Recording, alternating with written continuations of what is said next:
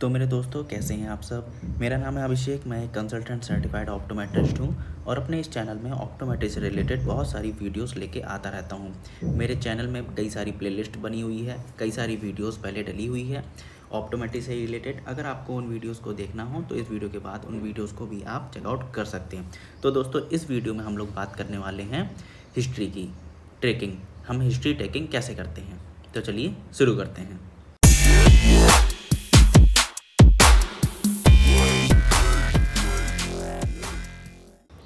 तो दोस्तों यहाँ पे लिखा हुआ है, सबसे ऊपर मैंने जो हेडिंग लिख दी है पहले से ही, यहाँ पे लिखा हुआ है how to take a complete eye history. ठीक है, आई हिस्ट्री हम लोग कैसे लेते हैं। एक मेरे सब्सक्राइबर या एक व्यूअर ने कमेंट किया था मुझे कि हिस्ट्री ट्रैकिंग में एक वीडियो बना दीजिए, तो मैं उसी पर वीडियो लेके आया हूँ आज। तो आज हम इस पर पूरी डीपली इस पर बात करेंगे। तो यहाँ पे लिखा हुआ है taking a good history not only help you. देखो इसको मतलब मैं आपको बता देता हूँ। जब हम हिस्ट्री लेते हैं ना पेशेंट की, जब हम हिस्ट्री लेते हैं तो मतलब वो हमें हेल्प करता है ना। हिस्ट्री जो हम लेते हैं वो हमें हेल्प करता है किस चीज़ के लिए, डायग्नोस करने के लिए। हम और अच्छे से उसको डायग्नोस कर सकते हैं और अच्छे तरीके से हम उसका ट्रीटमेंट कर सकते हैं। जो ट्रीटमेंट होता है वो हम और डीपली तरीके से समझ सकते हैं कि हाँ अब इसकी क्या कंडीशन है और इसको किस तरीके से अब हम ट्रीटमेंट करना है। देखो कोई भी पेशेंट हो उसकी बात को पहले बहुत अच्छे से सुनना, समझना, सीखना आना चाहिए कि पेशेंट कह क्या रहा है, बोल क्या रहा है। उसकी हर एक बात पे हमें ध्यान देना चाहिए कि वो क्या क्या बात कर रहा है, क्या क्या बोल रहा है, उसकी हिस्ट्री में क्या हुआ है, आई हिस्ट्री में क्या हुआ है, और जो भी हेल्थ बॉडी रिलेटेड जो भी उसको प्रॉब्लम पहले कभी कुछ हुई है तो उससे रिलेटेड अगर कुछ हुआ है तो क्या क्या चीज़ें हो चुकी है और क्या क्या चीज़ हो रही है प्रेजेंट टाइम पे। तो यहाँ पे मैंने कुछ यहाँ पे पॉइंट बना के रखे हुए हैं। इन सभी पॉइंट पे हम धीरे धीरे करके हम बात करेंगे। तो सबसे पहले पॉइंट को हम डिस्कस कर लेते हैं, जिसका जो यहाँ पे लिखा हुआ है पर्सनल एंड डेमोग्राफी डेटा। अब ये होता क्या है, पर्सनल एंड डेमोग्राफी डेटा में क्या क्या आता है, सबसे पहले हम यहाँ पे देख लेते हैं। यहाँ पे सबसे पहले तो पेशेंट का जो नेम होता है, हमें नेम पता होना चाहिए, उसका आइडेंटिफिकेशन हमें पता होना चाहिए, एंड फॉलोअप और एड्रेस वेड्रेस, ये सब मोबाइल नंबर और ये सब चीज़ें इसमें आती है। आप इन पॉइंट्स को यहाँ पे देख सकते हो, मैंने यहाँ पे लिख दिया है। आपके एक अच्छे नोट्स बनाने के लिए मैंने ये नोट्स तैयार कर दिए हैं। इसका डिस्क्रिप्शन में आपको गूगल ड्राइव का लिंक मिल जाएगा, वहाँ पे इस PDF को आप डाउनलोड भी कर सकते हैं। अब जो भी मैं नोट्स लेके आऊँगा, जो भी चीज़ें मैं आपको पढ़ाऊँगा, उसका PDF नोट्स आपको नीचे डिस्क्रिप्शन बॉक्स में मिल जाएगा। जो टॉपिक जिस वीडियो का होगा उस डिस्क्रिप्शन में उसी टॉपिक से रिलेटेड उसका PDF होगा। तो यहाँ पे मेन चीज़ें हम समझ लेते हैं, जैसे कि उसका नाम हो गया, उसका एड्रेस हो गया, ठीक है, और उसका मोबाइल नंबर हो गया फॉलोअप लेने के लिए, और उसका एरिया, कैसे एरिया में वो रह रहा है ना, उसका एज हो गया, जेंडर हो गया, ये सब चीज़ें है ना, और क्या लैंग्वेज यूज करता है ना। ये सब चीज़ें हमें समझना आना चाहिए कि वो काम क्या करता है, ऑक्यूपेशन क्या है उसका, हॉबीज़ क्या है, टास्क क्या है। ये सब चीज़ें डेली टास्क में बहुत इंपॉर्टेंट होता है। हॉबीज़ भी कहीं ना कहीं ये चीज़ भी मैटर करती हैं। तो ये सारी चीज़ें किस में आती है दोस्तों, पर्सनल एंड डेमोग्राफिक डेटा। सबसे पहले हमें यही चीज़ें समझना पड़ता है। सेकंड नंबर पे जो आता है वो क्या है, रीज़न ऑफ विजिट और प्रेजेंटिंग कंप्लेंट। मतलब कि वो किस वजह से आया है अभी इस टाइम, है ना। रीज़न ऑफ विजिट, क्यों आया है, किस वजह से आया है, क्या प्रॉब्लम लेके आया है, इस चीज़ को हम समझते हैं।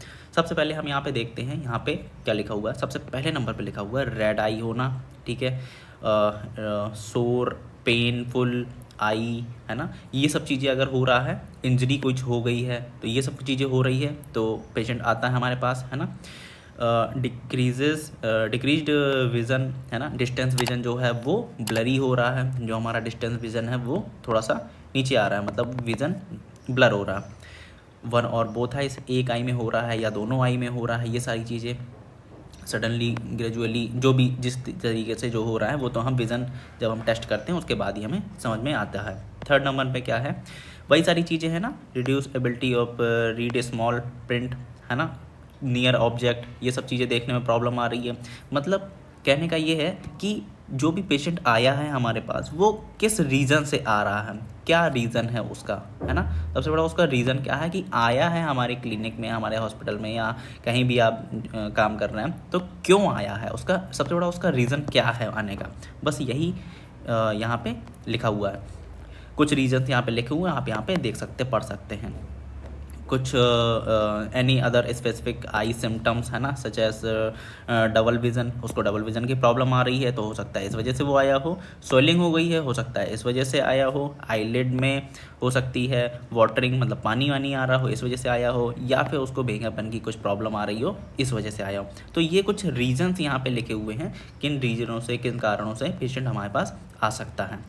नेक्स्ट में हम समझेंगे हिस्ट्री ऑफ प्रेजेंटिंग कंप्लेन, मतलब कि ये जो कंप्लेन थी उसकी, ठीक है, ये जो उसकी कंप्लेन थी, ये इसकी हिस्ट्री क्या है, ठीक है। अब हम समझेंगे उसकी हिस्ट्री क्या है।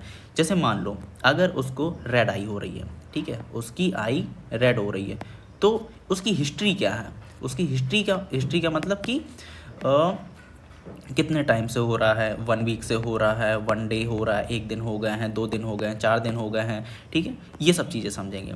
अब यहाँ पे कुछ यहाँ पे वर्ड्स लिखे हुए हैं, उसके लिए मैं आपको बता देता हूँ। जैसे ऑनसेट हो गया, इसमें हम क्या बोलते हैं, सडन और ग्रेजुअल, है ना। कोर्स का मतलब होता है हाउ इट हैज़ प्रोग्रेस्ड, ठीक है। ड्यूरेशन हाउ लॉन्ग, है ना। सीवियरिटी मतलब कि कैसा उसका चल रहा है, मतलब कि माइल्ड चल रहा है, जो भी प्रॉब्लम लेके आया है माइल्ड है या मॉडरेट है, ठीक है, और या फिर सीवियर है। इन तीनों में से कौन सा है ये, है ना। लोकेशन मतलब कि इन्वॉल्विंग 1 आई में हो रहा है या फिर दोनों आई में हो रहा है। एनी रिलेवेंट एसोसिएटेड सिम्टम्स, या और भी कुछ सिम्टम्स लेके आया है, उसके सिम्टम्स को हमें बहुत अच्छे से समझना है, उसको सुनना है, उसके बाद ही हमें समझ में आएगा कि उसके पीछे का कॉज क्या है, फिर उसके पीछे हम क्या उसका ट्रीटमेंट कर सकते हैं। Any similar problem in the past, मतलब कि पास्ट में कोई ऐसी प्रॉब्लम हुई हो, है ना, तभी तो उसकी हिस्ट्री मतलब क्या होता है, पास्ट ही तो होता है, तभी तो हम उसके जान रहे हैं कि उसके पास्ट में क्या हो चुका है ना। Previous medical advice and any current medication, अगर कोई पहले से दवाई उसकी चल रही है, क्या यूज कर रहा है, पहले क्या हो गया था, फिर क्या दवाइयाँ वो यूज कर रहा है, ये सारी चीज़ें हम इसमें समझते हैं।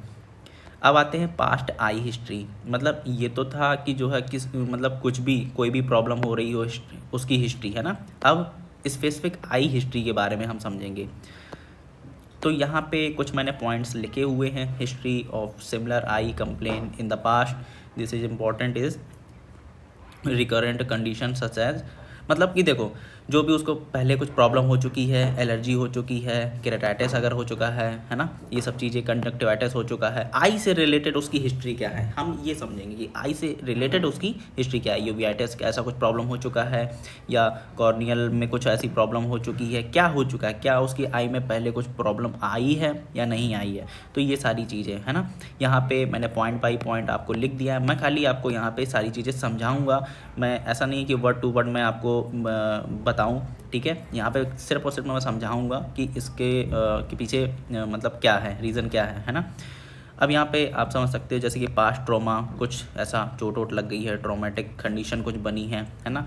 Complain occur condition such as cataract, ऐसा कुछ कैटरेक्ट वैटरेक्ट हुआ है, या फिर उसका कैटरेक्ट की सर्जरी वर्जरी हुई है, या फिर रेटिनल में कोई प्रॉब्लम हुई है। यहाँ पे एक नाम लिखा हुआ है रेटिनल डिटैचमेंट, लेकिन रेटिना में और भी बहुत सारी बीमारी होती है, तो डिटैचमेंट की जगह कुछ और भी चीज़ें हो सकती है। तो जो भी अदर चीज़ें हो चुकी है वो भी हमें जानना ज़रूरी होता है। हिस्ट्री ऑफ आई सर्जरी, ये सर्जरी यहीं पे आ गई, जैसे कैटरेक्ट सर्जरी हो गई, लेसिक सर्जरी हो गई, है ना। ये सब चीज़ें कि आई में कोई सर्जरी वर्जरी तो नहीं करवाई है उसने, इंपॉर्टेंट है। Ask any ocular surgery in the past such as cataract, है ना, जैसे कैटरेक्ट सर्जरी हो गई, ठीक है, मसल सर्जरी हो गई, ग्लूकोमा सर्जरी हो गई, रेटिनल सर्जरी हो गई, ये सब चीज़ें हमें जानना बहुत ज़रूरी होता है। अब आ जाते हैं जनरल मेडिकल हिस्ट्री में। जनरल मेडिकल हिस्ट्री में हम क्या समझते हैं कि उसके बॉडी में, मतलब बॉडी से रिलेटेड उसका मेडिकल हिस्ट्री क्या है उसकी। देखिए जैसे यहाँ पे लिखा हुआ है ask about any current and past medication condition, this included conditions such as diabetes, ठीक है, जैसे उसको डायबिटीज़ का अगर कुछ ऐसा प्रॉब्लम आ रहा है ना, डायबिटीज़ है उसको, या फिर उसको हाइपरटेंशन है, या फिर अर्थराइटिस है, HIV है, अस्थमा है, एक्जिमा है, ये सारी चीज़ें हमें जानना बहुत इंपॉर्टेंट होता है। कि हमें पता होना चाहिए कि उसको पेशेंट को क्या है, डायबिटीज़ हो रहा है या फिर हाइपरटेंशन हो रहा है और उसकी कंडीशन क्या है। मतलब कि वो जैसे मान लो डायबिटीज़ है, मैं हर पेशेंट से ही पूछता हूँ कि आपको बीपी, डायबिटीज़ ऐसे कुछ प्रॉब्लम तो नहीं है। अगर पेशेंट बोलता है कि मुझे बीपी है या अगर बोलता है कि मुझे डायबिटीज़ है, तो मैं उससे ये ज़रूर पूछता हूँ कि ये नॉर्मल है, मतलब नॉर्मल रहता है या फिर अप डाउन रहता है। अगर ज़्यादा रहता है तो क्या, कम रहता है तो क्या, है ना, कि नॉर्मल रहता है।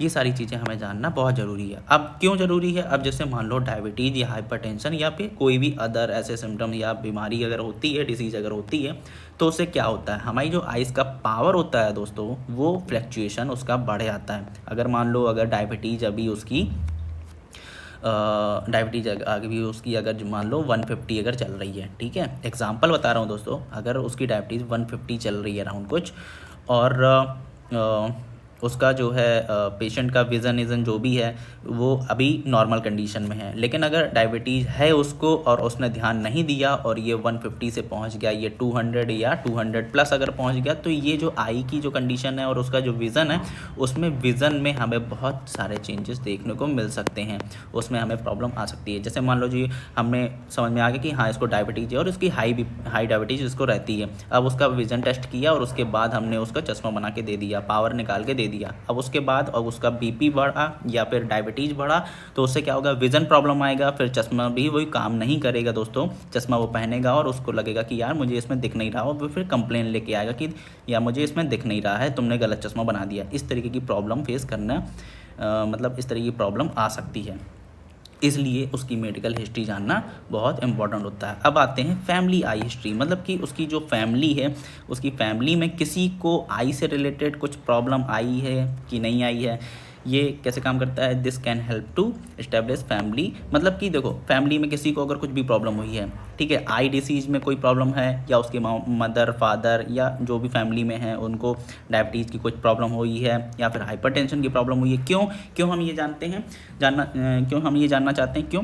क्योंकि जैसे फैमिली में अगर किसी को होता है ना, फैमिली में अगर किसी को कोई भी प्रॉब्लम होती है, ठीक है, बीपी हो, डायबिटीज़ हो या फिर कुछ भी हो, तो क्या देखा जाता है कि उसके जो आगे की जो फैमिली है उसमें वो बीमारी कहीं ना कहीं हद तक पाई जाती है। जैसे मान लो अगर उसके मदर या फादर को अगर जो है बीपी की बीमारी है या फिर डायबिटीज़ की बीमारी है, तो ज़्यादातर चांसेस ये होते हैं कि जो उसका सन होगा, मतलब कि जो उसके बेटा या बेटी होगी, आगे चल के उनको भी ये चीज़ की बीमारी हो सकती है, ये उसका डिजीज़ हो सकती है। मतलब कि 50-60% चांस वैसे होते हैं कि जो है ये प्रॉब्लम उसको भी आ सकती है। बिल्कुल 100% नहीं होता दोस्तों, कुछ भी 100% नहीं होता है, हमेशा प्रोबेबिलिटी में होता है, उसके चांसेस हैं कि उसके ये भी प्रॉब्लम आ सकती है, इसलिए हमें उसकी फैमिली आई हिस्ट्री जानना बहुत इंपॉर्टेंट होता है। ये जब मैं आपको PDF प्रोवाइड करूँगा, तो ये जो भी मैं स्केचेस ये बना रहा हूँ, लिख रहा हूँ, है ना, तो जो भी ये मार्कआउट मैं यहाँ पे कर रहा हूँ, ये सारी चीज़ें मैं इरेज कर दूँगा। अब फैमिली आई हिस्ट्री के आगे भी कुछ चीज़ें हैं, यहाँ पे हम समझ लेते हैं, ठीक है। सबसे पहले यहाँ पे लिखा हुआ है मेडिकेशन हिस्ट्री, ठीक है।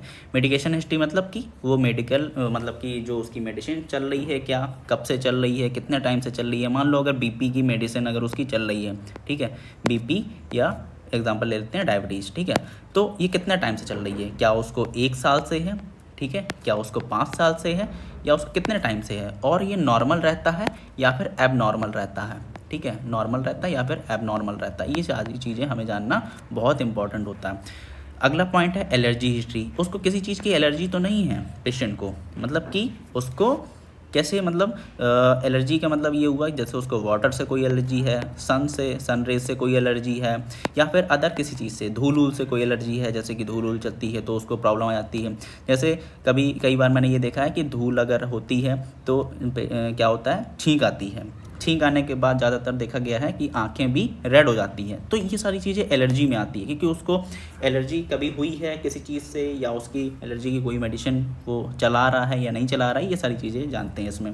सोशल हिस्ट्री हम क्यों पता करते हैं, तो कि हमें ये समझ में आ जाए कि पेशेंट की जो सोशल हिस्ट्री वो किस तरीके की है। मतलब कि सोशल हिस्ट्री का मतलब कि पर्सनल लाइफ जो होती है, जैसे कि वो अल्कोहल का यूज कर रहा है क्या, ठीक है, अल्कोहल का यूज कर रहा है, टोबैको का यूज कर रहा है, ठीक है, या फिर वो स्मोकिंग करता है, ठीक है, स्मोकिंग, ये सारी चीज़ें हम सोशल हिस्ट्री में समझते हैं। और ये जो भी कर रहा है उसकी हिस्ट्री, मतलब कि वो कितने टाइम से कर रहा है। अगर वो स्मोकिंग कर रहा है तो क्या उसको 5 साल हो गए हैं, या क्या उसको 10 साल हो गए हैं, क्या उसको 1 साल हो गए हैं, कितने टाइम से। और यही सारी चीज़ें यहाँ इसमें भी अप्लाई होती है कि वो अल्कोहल का अगर यूज कर रहा है तो कितनी क्वांटिटी में कर रहा है, स्मोकिंग अगर कर रहा है तो कितनी क्वांटिटी में कर रहा है। डेली वो 5 बार करता है, 2 बार करता है, 1 बार करता है, कितनी क्वांटिटी में करता है, ये सारी चीज़ें हम किस में जानते हैं दोस्तों, सोशल हिस्ट्री में। तो आई होप दोस्तों आपको आज की इस वीडियो से काफ़ी कुछ समझने सीखने को मिला होगा कि हम पेशेंट की हिस्ट्री टेकिंग कैसे करते हैं, पेशेंट का जो हिस्ट्री है हम उसको किस तरीके से करते हैं, उससे क्या क्या पूछते हैं, क्या क्या हमें क्यों पूछते हैं, ये भी मैंने बता दिया कि ये हमें क्यों इम्पोर्टेंट होता है। ठीक है दोस्तों, तो यहाँ पे मैंने अपनी पूरी कोशिश की है आपको ये सब समझाने की, बताने की कि किस तरीके से हम पेशेंट की हिस्ट्री टेकिंग करते हैं और उसको जानने की कोशिश करते हैं उसके बारे में, ताकि हम उसका डायग्नोस अच्छे से कर पाएँ। फिर डायग्नोस अगर अच्छे से कर पाएंगे तो हम उसका ट्रीटमेंट भी बहुत अच्छे तरीके से कर पाएंगे, उसमें हमें कोई भी प्रॉब्लम नहीं आएगी। और दोस्तों पेशेंट को ना सुनना सीखो, उसको पहले समझना सीखो कि वो बोल क्या रहा है, बता क्या रहा है अपने बारे में। आप जैसे कई लोगों को मैंने देखा है, अगर वो पेशेंट अगर कुछ बताता है तो बीच बीच में बोलते हैं, बीच बीच में नहीं बोलना है, उसको पहले सुनना है, समझना है, पहले एनालिसिस करना है उसके बारे में, उसकी लाइफ के बारे में कि कैसी उसकी सोशल लाइफ है, क्या उसकी कंप्लेन है, क्या उसका हिस्ट्री है, आई हिस्ट्री क्या है, मेडिकेशन क्या है ना, सिम्टम्स क्या है उसके, ये सारी चीज़ें फिर हम उसमें साइन सब पता करेंगे, फिर उसका ट्रीटमेंट करेंगे। हम अगर उसको सुनेंगे ही नहीं, पेशेंट को अगर हम सुनेंगे ही नहीं तो उसका हम ट्रीटमेंट कैसे करेंगे, है ना दोस्तों। तो आई होप आपको इस वीडियो से काफ़ी कुछ सीखने समझने को मिला होगा। मैं उम्मीद करता हूँ आपको इससे काफ़ी कुछ सीखने समझने को मिला होगा। तो अगर वीडियो अच्छी लगी हो तो प्लीज़ वीडियो को लाइक कर दीजिएगा, चैनल में अगर नए हैं तो चैनल को भी सब्सक्राइब कर दीजिएगा। मैं ऐसे ही वीडियो लेके आता रहूँगा, और भी बहुत सारी वीडियोज़ मेरे ऑप्टोमेटिक चैनल में पड़ी हुई है, वहाँ पे जाके आप उन वीडियोस को भी चेकआउट कर सकते हैं। प्लेलिस्ट की लिंक और वीडियोस की लिंक आपको नीचे डिस्क्रिप्शन बॉक्स में भी मिल जाएगी। तो दोस्तों मैं मिलता हूँ अपनी अगली वीडियो में, तब तक के लिए दोस्तों थैंक्स फॉर द वॉचिंग।